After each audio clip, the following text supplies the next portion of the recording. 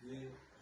Assalamualaikum Bapak, selamat siang. Waalaikumsalam. Sebelumnya kami dari mahasiswa Institut Ilmu Kesehatan Bakti Kota Kediri diminta untuk melakukan wawancara terkait usaha pabrik bunga Bapak. Siap. Baik, sebelumnya kami ucapkan terima kasih kepada Bapak atas ketersediaan waktu dan juga kesempatan yang telah diberikan kepada kami. Sebelumnya Bapak atas nama siapa nih? Pramono.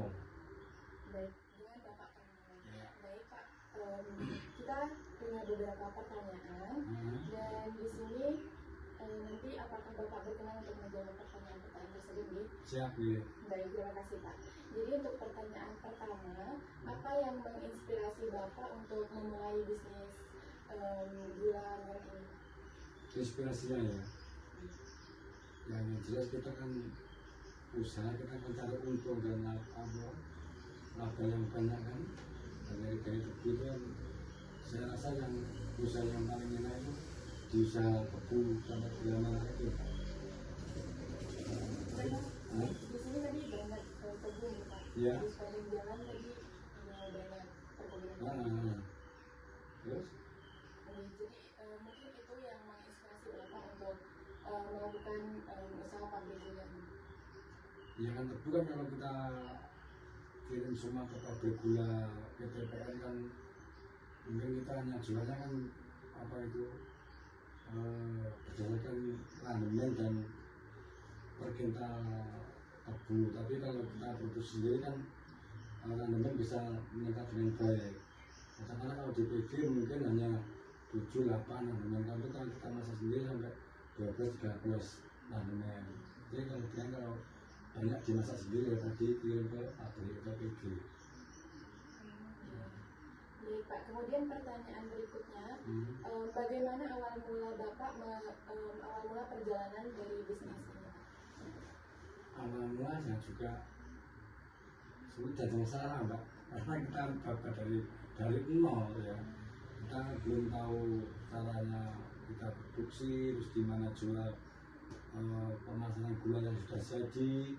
Jadi kita cari pekerja kan juga sulit, tapi kan dengan lambat launnya waktu yang berjalan kita kan alhamdulillah bisa dengan lancar. Kita cari bahan baku juga mudah. Selain kita juga nanam sendiri kan, nanam nanti diproduksi sendiri, pekerja pendapat juga ada, yang produksi juga ada. Gula pun alhamdulillah saya juga pemasaran sampai ke Jawa Barat, Jawa Tengah, bahkan kalau ke timur wilayah Lumajang sampai Madura. Kalau pasar lokal saya lanjut sama wilayah sini saja dulu, sampai Kandet sama atas, kalau lanjut kan seluruh lanjut sampai Ronggo, lalu Jayeng, Rambon, terus sampai Sawan sana, undang lagi pemasaran dengan pasar lokal. Kalau pengiriman kan sampai ke daerah Jawa Tengah kan Aji Barang, Banjarnegara, Buntu, Wangun, terus Banyumas. Kalau Jawa Barat kan sampai Subang sana saja. Jadi pemasarannya luas nih Pak. Iya. Baik, kemudian pertanyaan selanjutnya Pak, apa tantangan terbesar yang Bapak hadapi saat merintis usaha ini? Tantangan yang jelas modal. Di awal modal kan jujur saja kan kalau kita usaha tebu gula merah kan perlu modal banyak Pak. Apalagi kalau kita belum punya pabriknya kan, yang terbanyak kan kita bikin mesin, buat mesin sama pabriknya. Di awalnya itu, yang keduanya kita kan dari awam, jadi kan menurut saya amat sangat susah. Kita dari pengalaman yang dari teman-teman juga kan kita menerap aspirasi, lalu kita bisa berdiri dengan sampai saat ini. Baik Pak, kemudian pertanyaan selanjutnya, apa kelebihan bisnis Bapak dibandingkan dengan produk kompetitor? Kompetitor itu meliputi apa ya Pak? Meliputi dari pabrik gula, dari produk lain gitu Pak. Ini kalau produksi gula merah, gula Jawa itu ya, gula Jawa itu atau gula tebu, kita kan tidak bisa dipantul dengan oleh pemerintah. Kita kan punya pasar sendiri dan harga pun kita tidak ada patokan. Lain dengan gula pasir atau gula PG itu ada patokan, tapi kalau gula tebu tidak ada. Kalau kita jual berapa itu terserah kita. Satu yang keduanya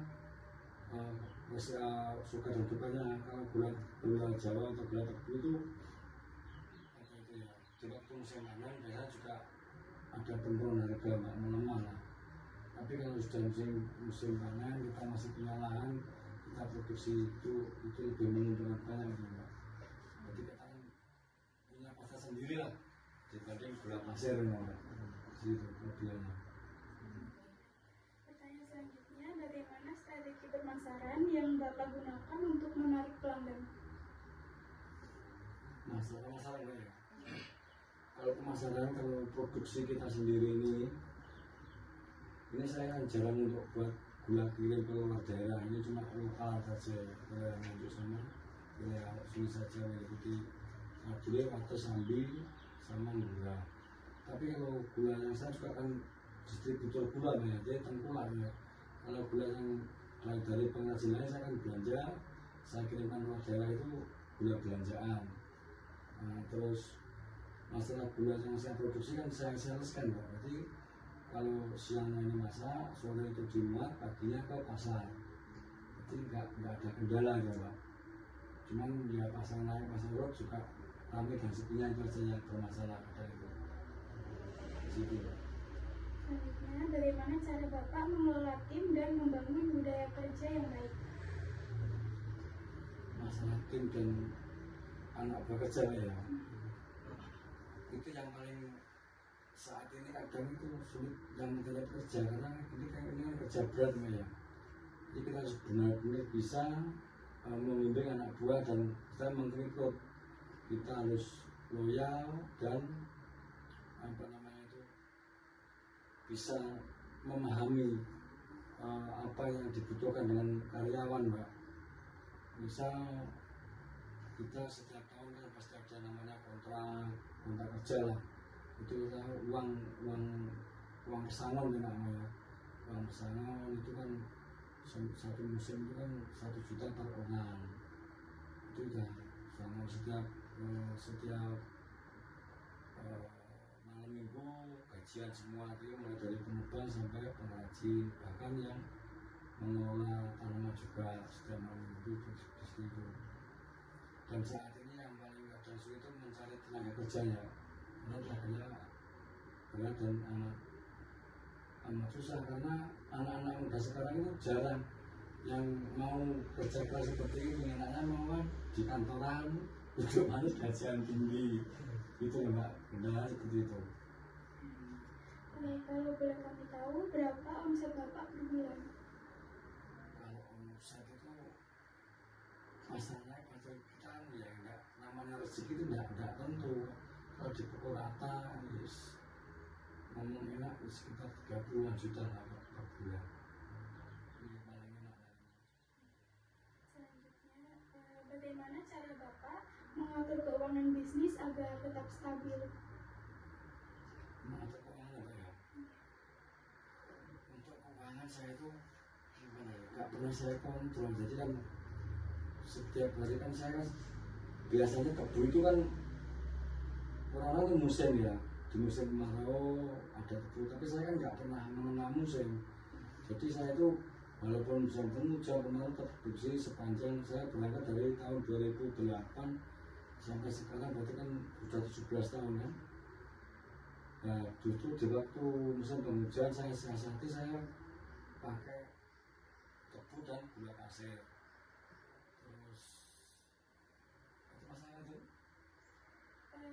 Mengatur keuangan agar Keuangan tetap ya. stabil. Masalah keuangan, asalkan saya itu berjalan, saya itu per tahun, Mbak. Saya per tahun kan jujur ya kan, kita berangkat katakanlah bawa uang 1 miliar kan, nanti kita buat modal di awal tahun di Januari ya. Nanti dengan berjalan waktu 1 tahun, uang 1 miliar itu ini cerita lah ya. Jadi berapa? Kalau kita jadi 1 miliar 500, berarti kan kita untung 500. Karena kalau kita 1 miliar 300, berarti untung 300. Kurang dari 1 miliar kita kan berarti kan pilot gitu loh.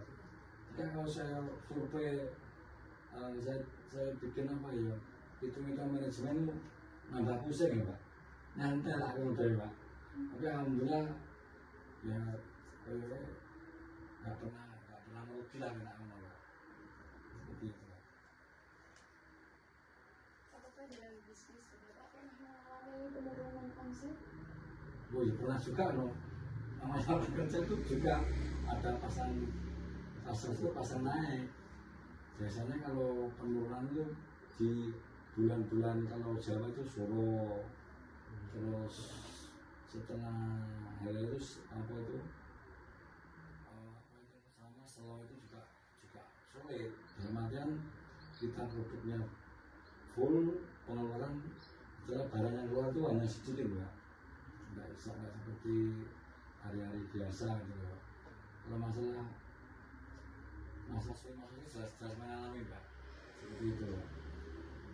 Kemudian strategi Bapak dalam menghadapi krisis atau penurunan omset dalam usaha ini apa Pak?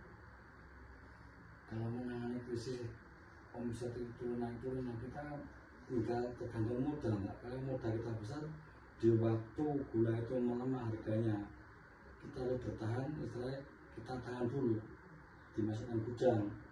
Nah di waktu gula itu sudah harganya mulai menaik, kita keluarkan gitu Pak.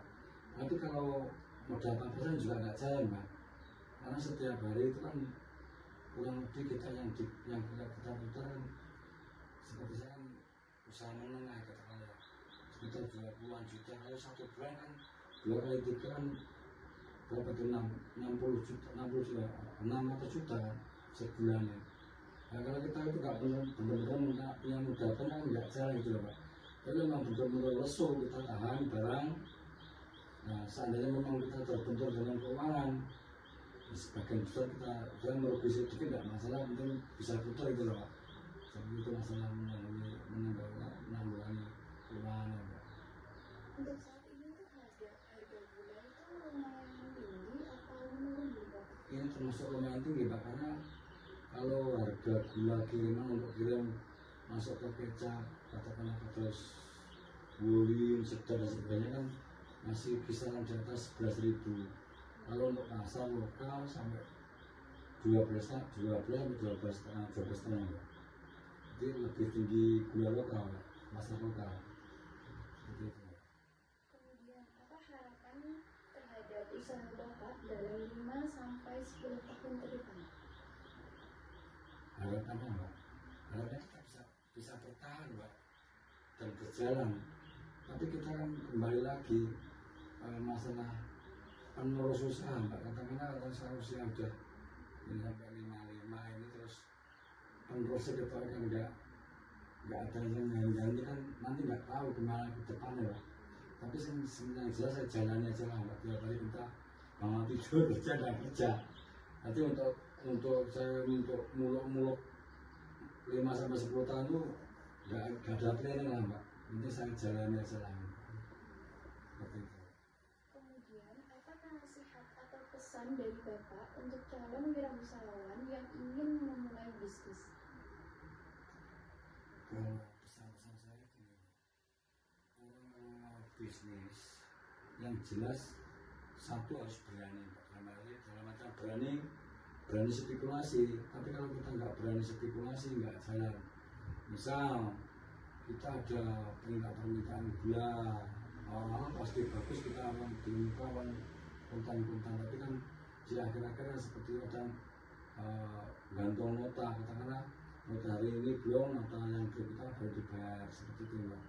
Berarti kan harus berani benar-benar. Kalau resikonya Mas ya seperti itu Mbak. Kalau sering lah kita gak kebayar juga sering lah seperti itu. Jadi memang saat ini memang usaha itu saya kan kerja itu udah alih profesi 3 kali dari saya jadi pemborong bangunan, jualan sapi, bisnis pakaian sampai waduh lama, bahkan berhenti saya kan main gula tebu ini. Yang saya rasakan ini mau main gula tebu ini Pak, sangat menjanjikan karena gini, namanya gula jangan kita berbentuk gula, berbentuk cair pun laku gitu loh Pak. Yang paling enak bisnis gula saya tahu gitu Pak. Saya seperti itu.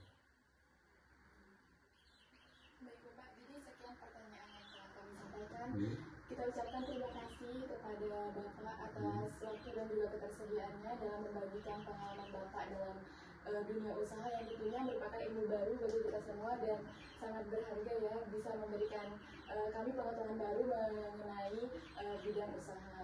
Terima kasih Bapak, sehat selalu dan sukses terus untuk Amin, amin. bisnis pabrik gula ini Pak. Amin, amin Kak. Terima kasih Pak. Terima kasih.